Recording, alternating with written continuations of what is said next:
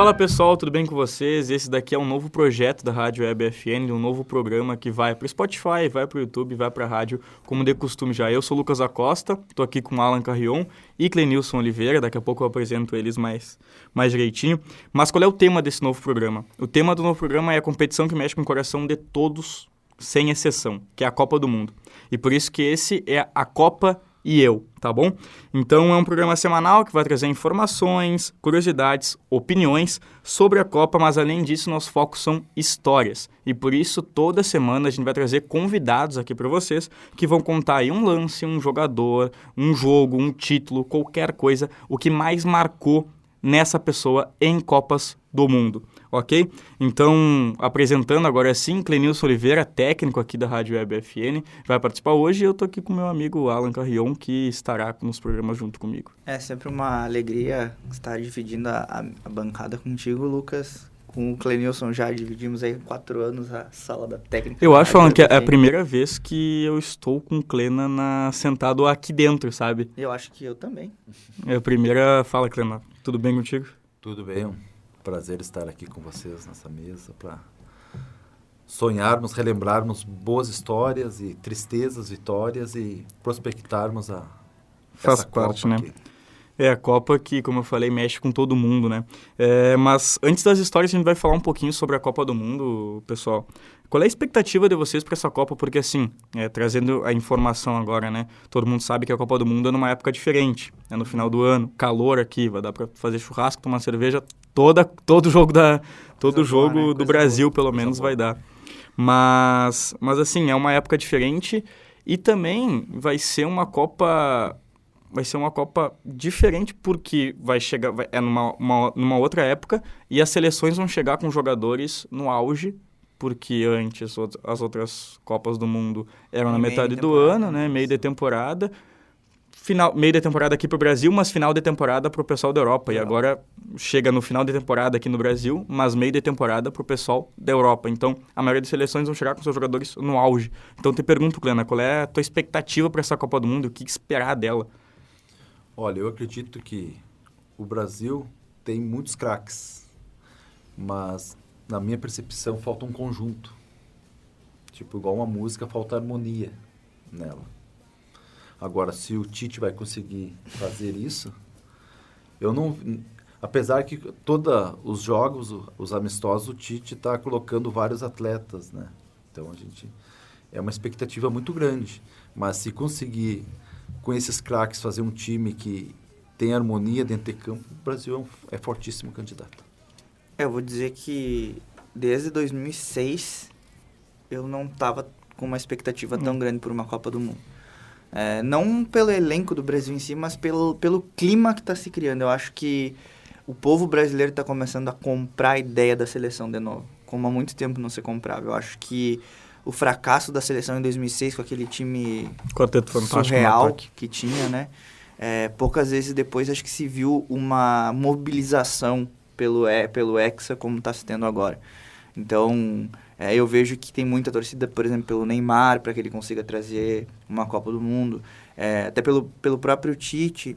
Eu tenho ali as minhas discordâncias, porque às vezes eu acho que ele puxa muito pros bruxos dele, muito para jogadores que quase passaram o Renato Portaluppi.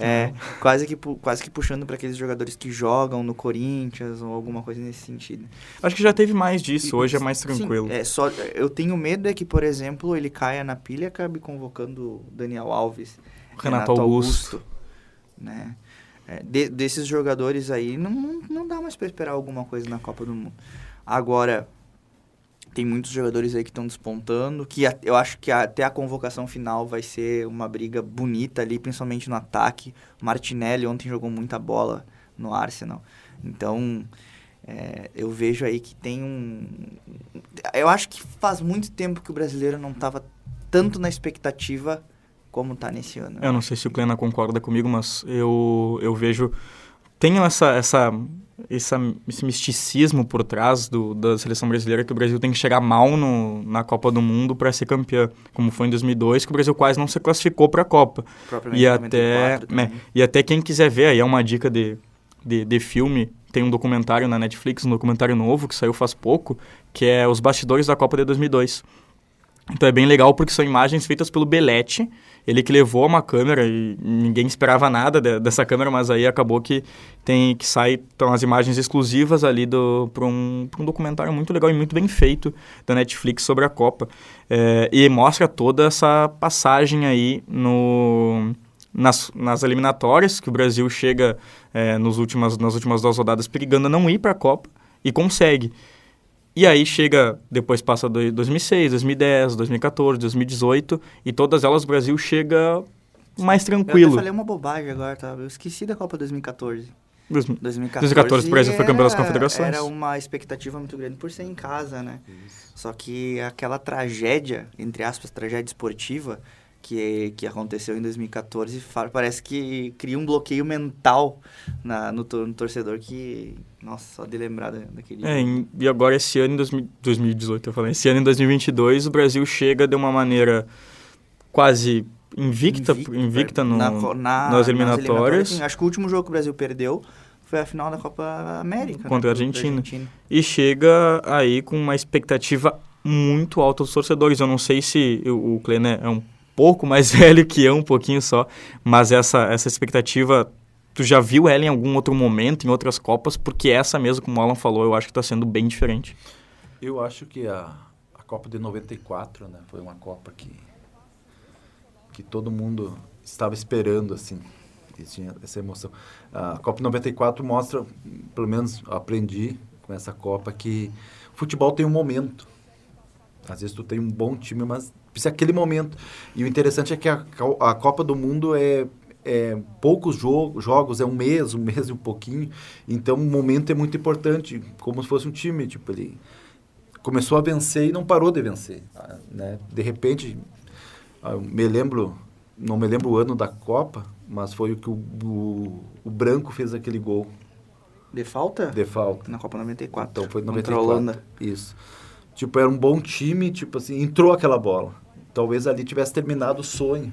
Né? Mas tem aquela questão do momento, aquela questão que parece que torcida, o país, o mundo estava torcendo para o Brasil, que foi nos Estados Unidos. Essa Copa. Um jogador até fala nesse documentário da Netflix que Copa não é a melhor seleção, né? É quem está no melhor momento, como o Kleiner fala. Exatamente. Porque, como o Kleiner falou, é um período curto, que se é um jogo que não encaixa o time, tu vai para casa. E essa questão, tu pega de melhor seleção, se a gente for lembrar, tem 2 grandes tragédias em termos de seleções com muita expectativa que aconteceram com o Brasil.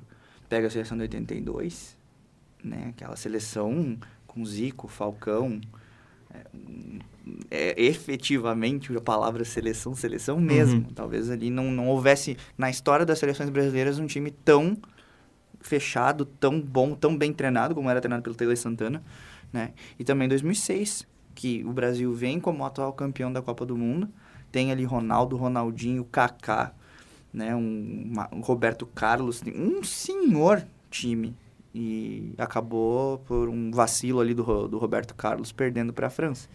Então, talvez eu discordo um pouquinho do Kleiner na questão dessa seleção ter muitos craques. Eu não vejo assim tantos craques. Eu acho que são muitos jogadores médios para bons em momentos positivos.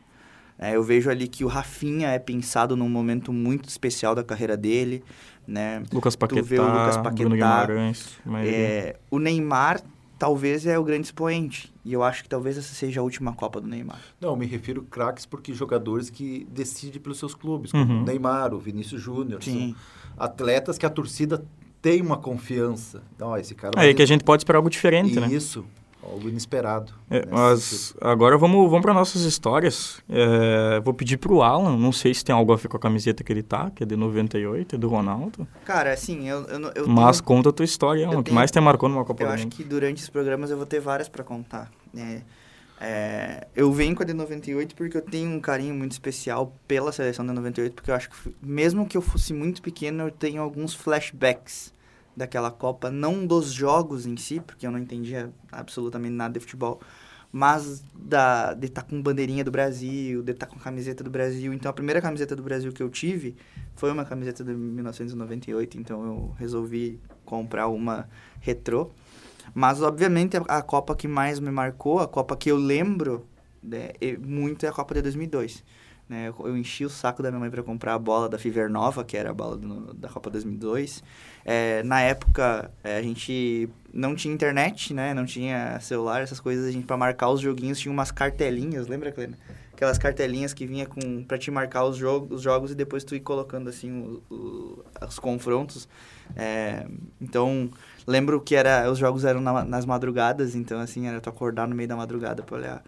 E eu lembro da final da Copa, que eu lembro que a minha mãe tinha um Nokia tijolão vermelho, que eu liguei pra alguém quando o Brasil ganhou a Copa, e eu só lembro... E lembro perfeitamente da narração do Galvão, que ele dizia, que Oliver Kahn, que nada! Né? Então, acho que foi a Copa que mais marcou. Depois tem as mini tragédias, como a gente falou, né? Lembro da de 2006... talvez a Copa que eu menos tenha me identificado realmente com a seleção tenha sido a Copa de 2018. Não tava assim nem um pouco na vontade, mas a Copa de 2002 em si, assim, ela tem um peso bastante grande, não só por ter vencido, mas por ali já tá começando a assistir futebol, já tá entendendo, já ter decidido, já tinha escolhido qual que seria meu time de coração. E então foi... talvez a Copa da minha vida, e foi a Copa de 2002, por tudo que representa. Então, eu sempre vou ter o coração dividido entre a de 98 e a de 2002, porque a de 98 eu até fiz questão de completar agora a minha coleção dos mini craques. Então, eu sou muito afetivo às coisas do passado, então... provavelmente a gente detalha um pouquinho mais sobre essas Copas nos próximos programas, né? Exato. Mas eu vou dar uma informação aqui, a gente vai fechar com a história do Klena, que é o nosso convidado de hoje, e eu vou dar informações sobre os Jogos do Brasil, que eu acho que é bem importante o pessoal já anotar, né? Então, vamos lá. Antes de continuar, vamos para algumas informações. Vou pedir para o nosso ouvinte, para o nosso telespectador, como está no YouTube também, pegar aí um papel e uma caneta para anotar a data e horários dos Jogos do Brasil.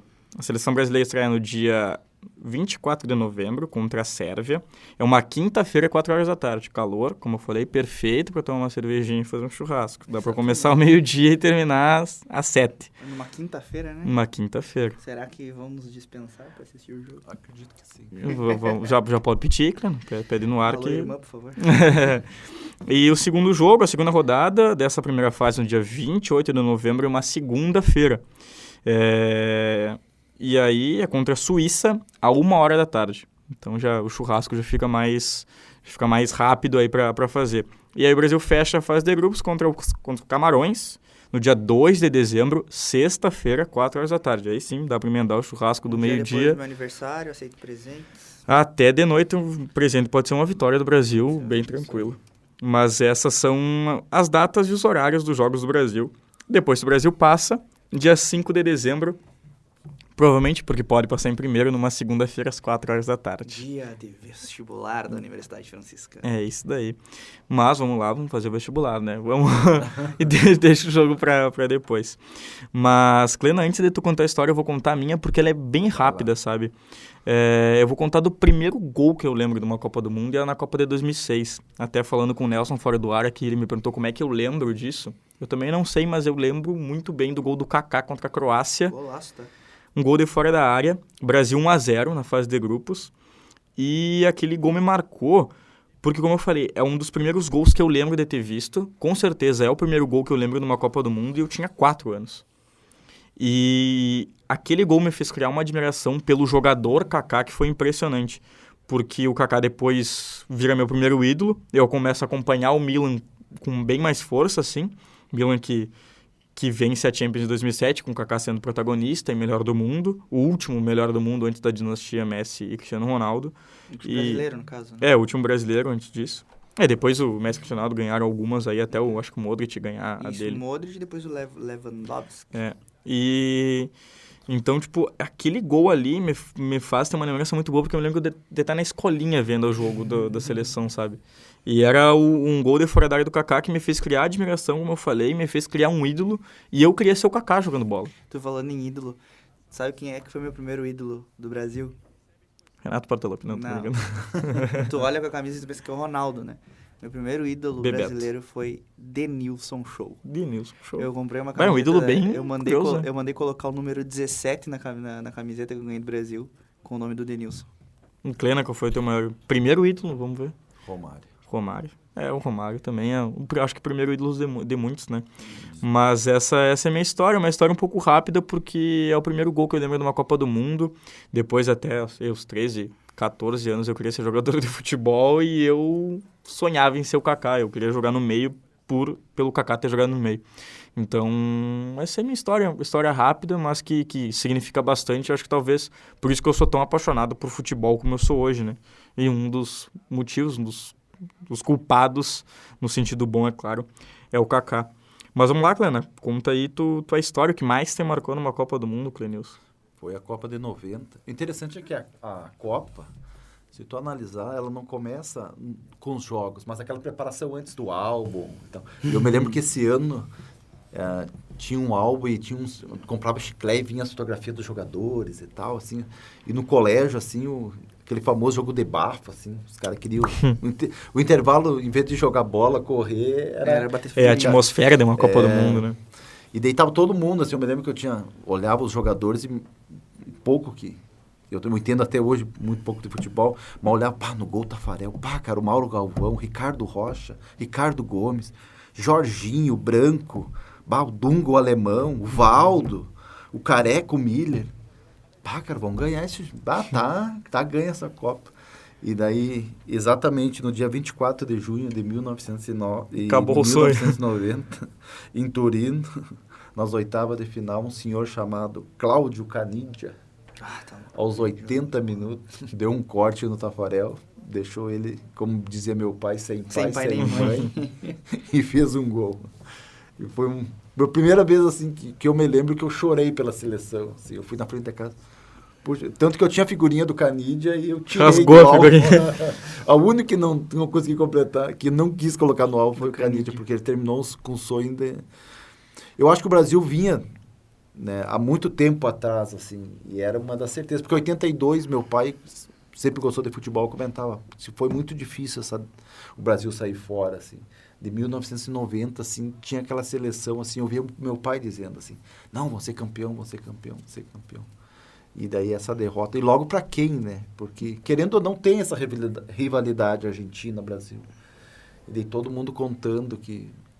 Tanto que eu não entendo, assim, o Brasil foi para cima, assim, sufocando, e que de repente sobrou aquela bola pro camarada. E terminou. Então essa foi a Copa que mais te marcou? Que mais me marcou. Infelizmente foi uma derrota, mas... Acontece. Mas mas o Brasil, ele chega sempre na Copa do Mundo com chance de ganhar, isso é óbvio. Sempre um dos favoritos. Isso é óbvio, até porque o Brasil tem 5 títulos da Copa do Mundo. E eu acho que uma das Copas que o Brasil era menos considerado favorito foi a de 94. Uhum. Que o Brasil chegou muito desacreditado. Muito. E o que o Romário e o Bebeto fizeram naquela Copa... É o que eu falei do misticismo, né? Talvez o Brasil tivesse que sofrer nessas eliminatórias para chegar agora no Catar com mais... Não digo mais chance, porque aí, como eu falei no titular, né? Os deuses do futebol, às vezes... são imprevisíveis. São muito imprevisíveis. Mas a Copa de 94 interessante é que, não sei vocês... Eu lembro que eu estava sentado olhando a Copa e quando foi o Baggio bater, cobrar... Quem imaginou que o cara ia chutar para fora? Me diz, teve alguém que imaginou? Não sei vocês, eu tava... Eu não tava. Eu estava coberto no ventre. Eu não tava, eu não existia ainda. Eu me lembro assim, fez o gol, mas chutou para fora, então... Eu estava bebendo suco amniótico do cordão umbilical da minha mãe. Mas é isso daí, esse é o A Copa e eu, como a gente já deixou, né? Antes de encerrar, Alan, uma pergunta bem objetiva, assim. Se a gente vai ser Hexa, tu acredita no Hexa? Olha, todo mundo me conhece como ser o cara mais pessimista do planeta, mas esse ano eu tô acreditando sim no Hexa. Esse ano até comprei camiseta, porque esse ano eu acho que a gente vai poder, já que eu não tenho alegria com o Inter, talvez com o Brasil aí tenha uma alegria. Eu acho que o brasileiro nunca desiste. Pode ser. O brasileiro sempre tem esperança, é um povo de esperança. Então, toda a Copa é uma oportunidade. Infelizmente, aconteceu a tristeza de 7-1 para a Alemanha, né? Aquela Copa ficou... Não, e o mais essa Copa de 2014 talvez fosse, dessas nos últimos anos que o Brasil chegou mais com expectativa por ter passado por cima da Espanha na Copa das Confederações. Isso. E aí toma essa toma essa sapatada da Alemanha. O mais triste é tu ver que a outra seleção desacelerou, né? Porque senão tirou o que pé, seria tirou o pé. mais. O mais preocupante daquela Copa foi ver a Argentina na final. E que teve muita chance de ser campeão. Isso. Muita chance. E a Argentina campeã no Brasil seria Trágico. Trágico. muito ruim. Não adiantaria ter 5 Copas. 5 hexas. Porque jamais apagaria da memória. Mas é isso daí. Então, acredita no Hexa, Clena? Acredito. Vamos lá, eu também acredito. Comprei camiseta também como o Alan. A minha não chegou ainda. Estou esperando a amarela da onça do Brasil. Demonstrando a garra aí, Lucas, número 7. Então, Lucas! então eu até tô bem confiante para essa Copa. Eu acho que a expectativa tá muito alta. E eu vamos encerrar aqui, tipo, com... até uma frase do Fernando Calas. Ele é jornalista, ele mora na Espanha. E ele falou num podcast que os europeus não esperam o que o Brasil tem. Então, talvez seja um bom pensamento aí para o nosso ouvinte, para o nosso telespectador ficar pensando que o Brasil chega assim muito forte, como as outras seleções também chegam, mas vai ser uma Copa muito parelha. Eu acho que esse é a principal questão, né? Eu acho que é isso, pessoal. Mais algum comentário sobre a Copa? Tem várias coisas para falar, mas Deixaremos os próximos Eu gostaria episódios. de fazer uma pergunta para vocês. Fora o Brasil, que outro país vocês acham que tem chance de ser campeão? Eu sei que vai parecer louco e vai parecer, assim, que eu tô torcendo Senegal. contra. Argentina. Argentina. Eu acho que... Argentina vem muito forte também. Eu acho que a Argentina e a França são os dois principais, assim, sabe? A Argentina por ser a última Copa do Messi, então ele vai fazer de tudo pra tentar vencer, e a França por ter o elenco que tem e por ser a última campeã, então talvez a França seja eliminada na fase de grupos, como vem aí a tradição desde 2014, né? Não, meu Deus, isso há muitos anos. Na própria 2002. Pra quem gosta de superstição. Eu adoro. França vai ser eliminada na fase de superstição. grupos. França podendo ser eliminada na fase de grupos, que nem foi em 2002. Alemanha... 2018. E a Espanha em 2014. A Espanha... Então, essa tradição, ó... Mas eu acho que a França, ela tem um time muito mais do que Tem que ver, fora do comum. É um time... Tem que ver se o Mbappé vai mandar. Vai estar no dia dele, não, né? Vai estar no dia dele. Mas eu acho que é isso daí, Clena. Eu acho que é isso daí, Alan. Então, esse foi o primeiro A Copa e eu. Então, vamos fazer o encerramento. Esse é o novo programa da Rádio Web FN, que vai estar no Spotify, vai estar na rádio, também vai estar no YouTube. É um programa diferente aí, que busca combinar informação, opinião, como a gente deu aqui também, e histórias. Histórias que é o nosso foco. Então, na Central Técnica, Clenilson Oliveira e Alan Carrion. Eu sou o Lucas Acosta e semana que vem a gente volta. Até mais. Feito! Até.